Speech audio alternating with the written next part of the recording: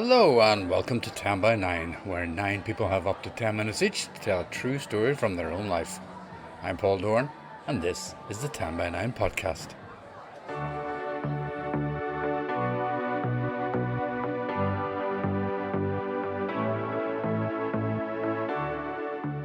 Summer is clinging on desperately here, with Belfast bathed in the last warm days of sunshine.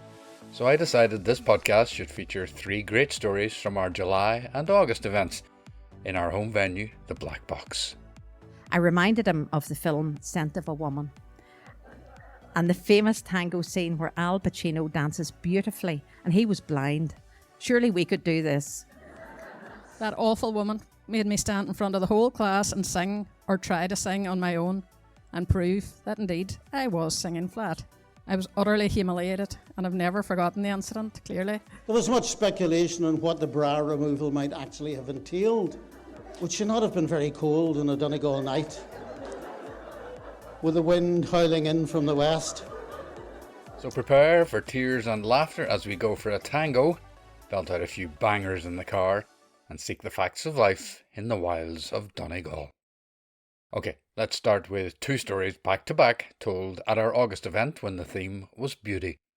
It was the night when we had 7 wonderful women telling their stories, and 3 of those featured in our previous podcast. But back to this one. In 10 minutes you'll hear Gloria O'Connor with a sweet, tuneful tale. But first, here's Pat Scott. For those unfamiliar with the BBC, Strictly is what's known as Dancing with the Stars elsewhere. Okay, that's that. Off you go, Pat. Dance well done is a thing of beauty. I've always loved the idea of dancing, but as Andrew, my husband, would never entertain the idea, I had to shelve it. That is, until he was in a serious accident, following which he decided to take a few more risks in life.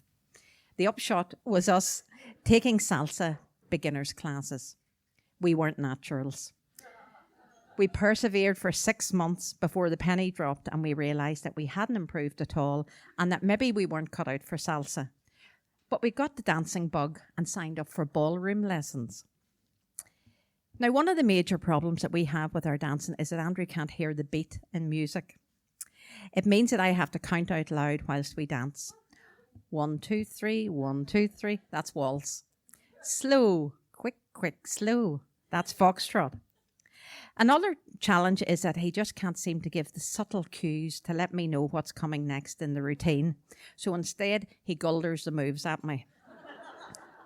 With me counting out loud and him shouting instructions, we never have that calm, gliding air that good dancers have.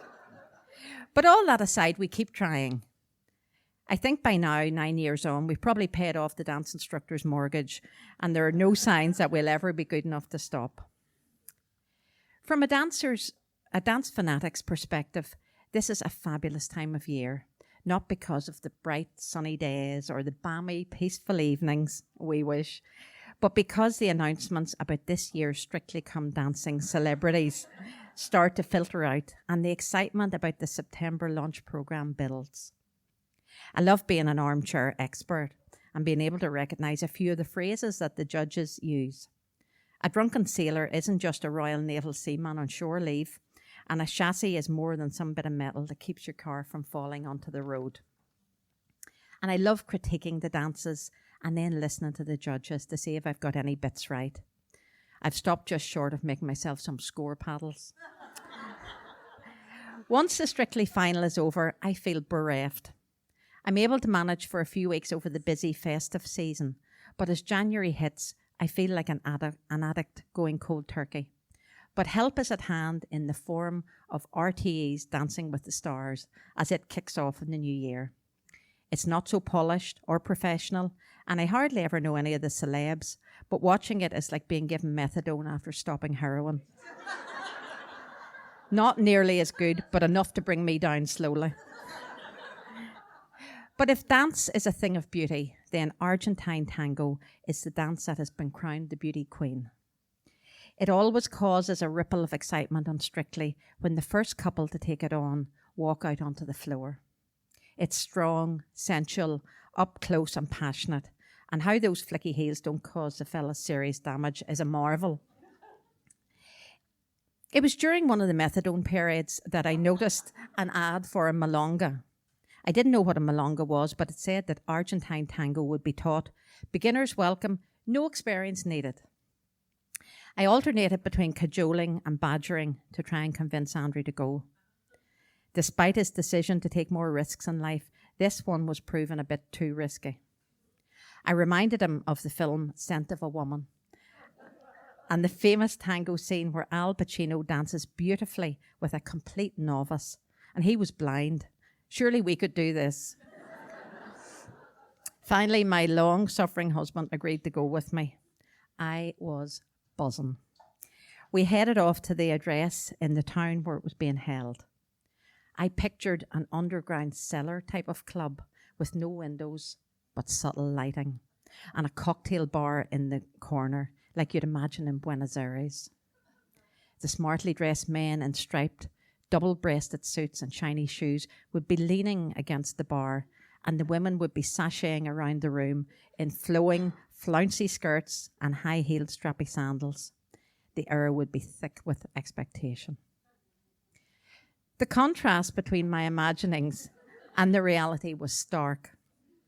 As we walked into the sports hall of what was obviously a community centre, I noticed the plastic chairs around the walls and a packet of Tetley tea bags in the kitchen hatch. There weren't even bickies. A casually dressed man sitting at a little folding table was selecting tracks of tinny-sounding music from a CD player. The music sounded hollow in this big, basic room with its fluorescent strip lighting. We tried to creep in unnoticed, but with the bang of the heavy sports hall doors and the noise of our shoes on the wooden floor, we stood out like sore thumbs. We made our way quickly and self-consciously to the corner as the first doubts about my decision began to drip feed into my thinking. Andrew, not for the first time in our marriage, questioned my judgment on taking him somewhere that he hadn't wanted to go. If memory serves me well, it was something like, "What the frig have you dragged me into this time?" Within minutes, a very nice man, Bill, not his actual name, came over to welcome us. We explained that we were complete newbies, and he reassured us that it was not a problem, but that perhaps he should explain the rules of engagement to us. There was to be no walking over to people and asking them to dance in case it would be an embarrassing refusal. Instead, to spur blushes, the man would catch the eye of a lady and raise his eyebrows in a questioning fashion.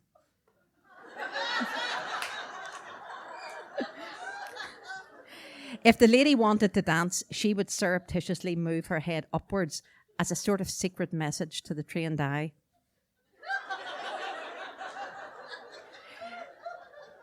If she didn't want to dance, she'd turn her head away. At this point, I could see Andrew's eyebrows lowering into a scowl. There'd be no secret signals coming from him. Having just explained this subterfuge to us, Bill then asked Andrew if he could take me for a dance. Clearly, the rules didn't apply to him. I walked onto the dance floor nervously, saying again that I didn't know how to do Argentine tango, but Bill wasn't fazed. "Just relax your body," he kept saying. "Your shoulders are up at your ears. Relax." Unfortunately, the effect of him telling me repeatedly to relax was similar to the effect that you get lying on a hospital examination table, watching a doctor walk toward you pulling on a pair of latex gloves, whilst exhorting you to relax. Instead of relaxing, every sphincter tightens into a grip that could be used to crack walnuts. Bill was having the same effect on me. I could barely get my legs to move, with the result I kept getting stood on. But if I'd thought that this was the worst thing that was going to happen that evening, I was in for a surprise. At last, the music ended, and before I could sit down, another man was standing in front of me, Sean, also not his name. He assured me that he would teach me to tango. Having watched me with Bill, I could only assume that he was a man who liked a challenge. The problem started immediately, as Sean wasn't much taller than me, which meant I was looking straight into his face. This was very disconcerting, as Andrew's a foot taller than me, so my eyes are usually at nipple level. But there was more to come. Sean explained slowly that Argentine tango is danced in a close embrace. As he placed my hand around his back and pulled me in close to him, I could feel the beginnings of a nervous laughter building up inside me. He then told me in excruciating detail how my chest and his would be pressed together so that I could feel his body move. I wanted to laugh out loud with pure embarrassment, and in an attempt to distract myself, started looking around the hall. But no, I wasn't to do that. I needed to keep eye contact with him at all times. I gave a panicky look over at Andrew to send him a signal that I needed rescued now, but he wasn't even looking in my direction. Instead, he had taken his work phone out and was catching up on emails. I was on my own. As the music started, Sean instructed me to relax and follow his body. The final straw came when he said that he was going to be thrusting forward and that I was to follow his lead. As we thrust around the room in a relaxed yet close embrace, with our chests together and unbroken eye contact, I started to laugh. Bursts of maniacal, cackling laughter like someone possessed. Sean tried to ignore me, but I glimpsed a fleeting hint of panic cross his face, and I should know I was close enough to see it. The music ended. I don't know which of us was more relieved. I didn't even bother sitting down before grabbing Andrew and saying that we were leaving. On the way home, I asked him why he hadn't been keeping an eye on the dancing so that I could send him a help signal. He said that he was scared to look up from the phone in case he inadvertently raised his eyebrows and asked someone to dance.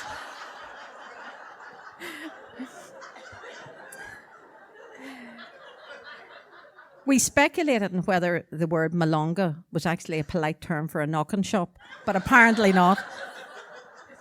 So from September, I'm going to content myself by settling down in front of the TV every Saturday evening and appreciating the professional dancers and their talented celeb partners.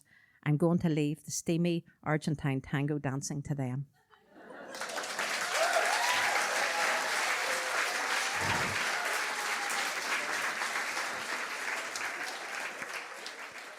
They say that beauty is in the eye of the beholder. And I have found over the years that beauty is also in the ear of the listener, especially when it comes to an appreciation of music. Firstly, though, I should make it clear that I am probably the least musical person you will ever meet. This first became glaringly obvious to me when I was in primary 4. We had a singing teacher called Miss Milligan, not her real name. Miss Milligan would get the whole class to sing, and one day she went round saying, "Who's singing flat? Who's singing flat?" in a very accusing tone. Well, at that stage, I didn't realise how out of tune I was, and I was shocked to discover that I was actually the one who was flat. That awful woman made me stand in front of the whole class and sing, or try to sing on my own, and prove that indeed I was singing flat. I was utterly humiliated, and I've never forgotten the incident, clearly. A few years later, however, my primary 7 teacher was completely different. She was called Mrs. McFadden, and that is her real name. She was kind and intelligent, very musical, and quite eccentric. I loved Mrs. McFadden. However, she too soon discovered the sad truth that I was in fact tone deaf. Mrs. McFadden taught the class to sing in both Irish and English, and when it was clear that I was still singing flat, she then tried to teach me how to play the recorder. Sadly, that was never going to happen either. I still vividly remember my vain attempts to master "Go and tell Aunt Nancy the old grey goose is dead." Told you I can't sing. But at least she didn't humiliate me. And she encouraged me to write stories instead, which she thought I might have a flair for. Look how that worked out. My family weren't particularly musical either, and I grew up without really having an interest in or awareness of popular music. That was until in my late teens I met Anne. I was a rather quiet, awkward teenager, and I didn't make friends easily. I actually inherited Anne's friendship from my sister, once my sister had met her boyfriend and was spending more time with him. Anne had a deep love of music and made me mix tapes. Do you remember those? Featuring her favourite artists, including Bob Seger, Genesis, Fleetwood Mac, to name but a few. Anne lived in the Bogside in Derry, and we would often go out to hear some of her favourite artists in pubs and clubs and then walk home to her house. More than a few times on the way back to her house, we stood in doorways in William Street to watch the rioting for the crack. I promise you we didn't join in, we just watched. Best of all, in 1985, we went to see our idol Bruce Springsteen at Slane Castle. That was a truly unforgettable experience. Thanks to Anne, I started to develop an appreciation of music and listen to the radio more. I was sometimes a little embarrassed, though, to talk about songs or artists that I like if they weren't appreciated among my family or friend group. The first album I ever bought was Meatloaf, Bad Out of Hell. I still love it. I also bought an album by Don Williams, but I hid it when another friend laughed at my purchase. I quickly discovered that there are a lot of music snobs out there who think that their taste in music is better than anyone else's. But I knew what I liked, and I listened to it anyway, even if some of it was in secret. Roll on to 2017, and an email was circulated around the staff at work in the Northwest Cancer Centre. They were looking for people to form a choir to perform with one of the local cancer charities. Well, as you can imagine, I did laugh when I read it, but wanting to be helpful, I replied and said that I can't sing, but I'd be happy to help by doing admin or making tea. The reply from the organisers was, if you can breathe, you can sing. Come along anyway, you'll enjoy it. Clearly they'd never heard me before. But challenge accepted. I went to the rehearsals and we did a few warm-up exercises. I was told that I was an alto. That was news to me. And I found that as long as I had a few more altos on either side of me, I could actually manage to blend in and not make a complete show of myself. The choir mistress was wonderful, and I told her on numerous occasions that I wouldn't take it bad if she dropped me from the choir. But no, she was a determined lady, and she told us that a good way to practice was to sing along to music to help develop our pitch. At least I think that's what she told us, but as I say, I'm not musical, so I may have got that term wrong. The best place for me to do this, I found, was in the car, when I could belt out my favourite tunes with no one listening to me. Now, my son was a teenager at this time. His two older sisters had gone off to university in England, and I spent a lot of time collecting them from nights out or friends' houses. When we were coming home, I would play my favourite CDs, or David would play songs from his phone. And knowing what the choir director had told us, he encouraged me to sing along. To get me over my initial embarrassment, David would sing with me too, and by the time we got near home, we would both be belting out the tunes together. It was David who got me over the embarrassment or shame of liking certain songs or artists too. He has a really wide-ranging taste in music, and he assured me that if I like a song or piece of music, then I should listen to it and enjoy it, and not feel that I had to justify myself to anyone. Wise words. Sometimes we would deliberately make the journey home longer just to get the chance to listen to more music. And all that singing must have had some positive effect on my voice. In December 2017, our choir performed at a star-studded concert in the Guildhall in Derry. And I hope that I didn't sing flat once. I was absolutely bursting with pride, and there were definitely tears in my eyes during our rendition of Phil Coulter's Steal Away. David and I still continued to belt out the tunes when we were in the car together, alternating between his choice of music and mine, although I did draw the line at listening to the Smashing Pumpkins. It was a good chance for us to talk too, as he was working through some really tough stuff at that time. And although I was glad that he felt he could talk to me, it was a dark and difficult time for us both, and something that I find very painful to think about now. When he went to university in Glasgow, I missed David, and at that time, and the time that we spent together so much. But the upside was that the drives home were now longer when I picked him up from the airport or the ferry terminal. I loved those drives. We always talked for a while before the inevitable question when he would ask, "Will I whack on some tunes?" I could see him visibly relaxing as we belted out the tunes together, and neither he nor I cared if we were singing flat. David is 25 now, and he has his own car, so we don't belt out the tunes the way we used to. But he plays the banjo and the mandolin and occasionally sings in trad sessions, sometimes here in the Black Box, actually. Thankfully, he's much happier now, and nothing gives me greater pleasure than to hear the beauty of him performing. And I promise that I don't join in.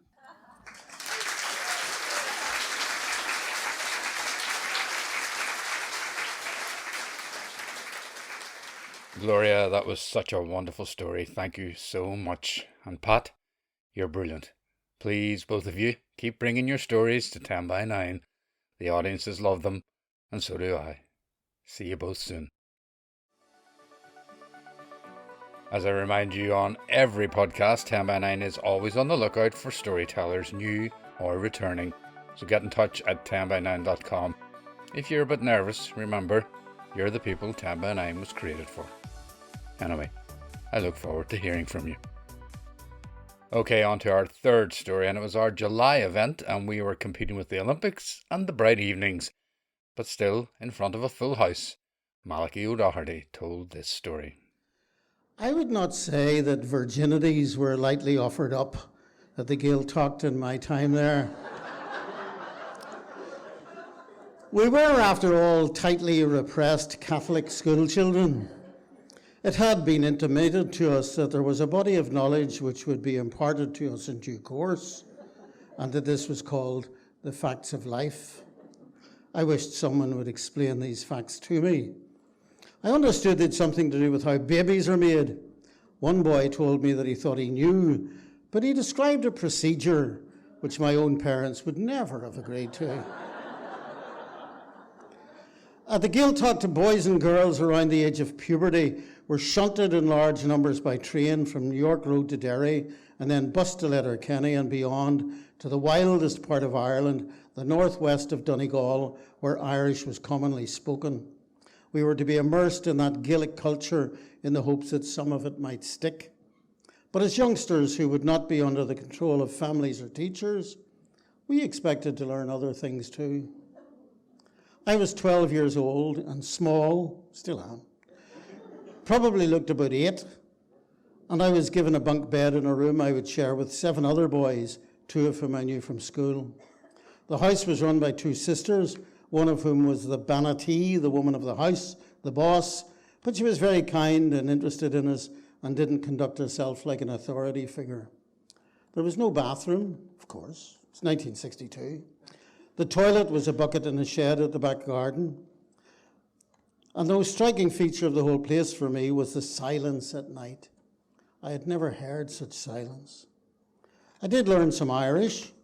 I could sing the ballad of Rolly McCorley, Martara de McCorley, a gull country, a rachad to menu, and the theme tune for Z-Cars, Shomadinya Kyoli Goni, Kyoler Majin Kyola Rishtranona Kyo. Anyway, I never learned to sing, but I learned the words. These I learned at a little school we had to attend each morning. I learned also several verses from the good ship Venus from the other boys, some of which I didn't really understand. Why was the figurehead nude in bed, sucking on the old man's penis? This was behaviour entirely beyond my comprehension. Boys at that age were shifting the emphasis of their humour from the back of the body to the front, still giddy with delight at bold jokes about shitting and farting, just catching on to there being a world of interest in the genitalia. So we had a farting competition. I didn't engage. I hadn't a hope against some of the trumpeting backsides of the bigger boys. Anyway, you get the idea. There was dancing and there were girls. The Catholic school system, which lectured sternly on sex and self-abuse, was in my experience paradoxically keen to get boys and girls together, ceilidh swinging and jigging, probably to get them paired off before any Protestants came on the scene. But some boys got sent home each year for conduct that was never explained, perhaps snogging each other, enjoying a lumber behind the turf stack, or perhaps one was just staying out late, walking the country roads with some nice wee girl from St. Dominic's that he wouldn't dare trying to lay a hand on.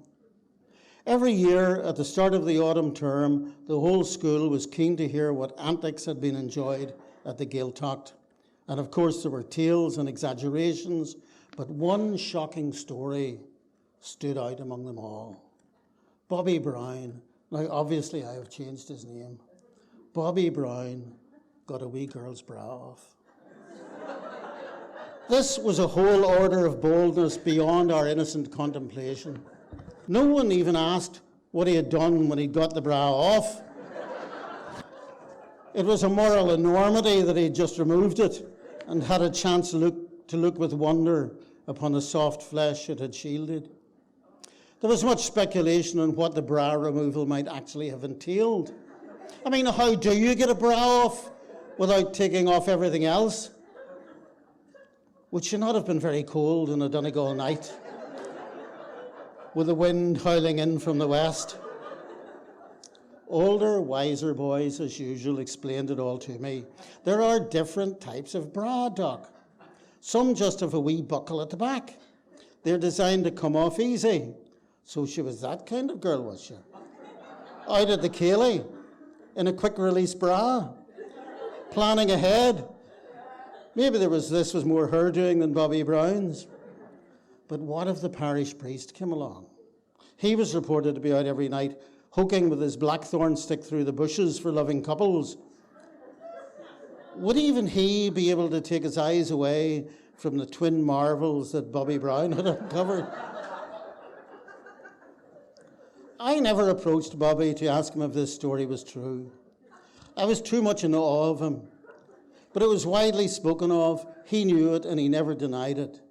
From then on, he walked into class with an aura around him. The air of one who has gone before us into mysterious possibility, the first to get a girl's bra off. Something we would all, in time, hope to achieve, but which, let's face it, was not likely to come my way for some time. Then, last week, 60 years after all this, I was with a group of people in a hotel bar talking about our adventures at the Gaeltacht. Some of them had been there too. Did we remember the Peaty River where boys had gathered oysters? Some had found little brown pearls in them. Do you remember the schoolmaster? He wasn't allowed to cane you because you were on holiday, so he shouted all the louder.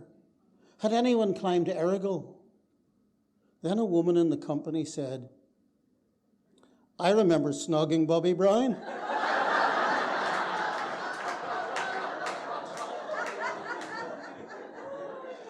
Really? You're the one? We've always wondered. He took your bra off. Oh, don't be daft, she said. He never took my bra off. Her version is that the farthest they got was when he leaned across to snog her on the train home as it passed through the tunnel at Mussenden and sucked her nose.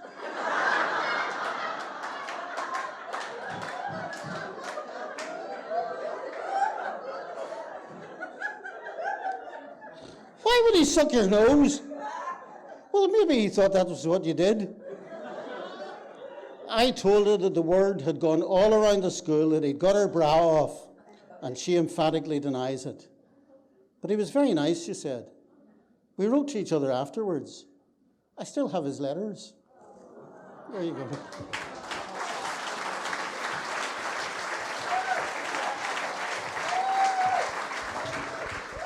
Oh, Malachi, that was so good. Thanks so much for the story and for all the support you've given 10 by 9 over the years. We really appreciate it. And as for the Gaeltacht, it has provided 10 by 9 with so much material over the years. Gurmi Agat.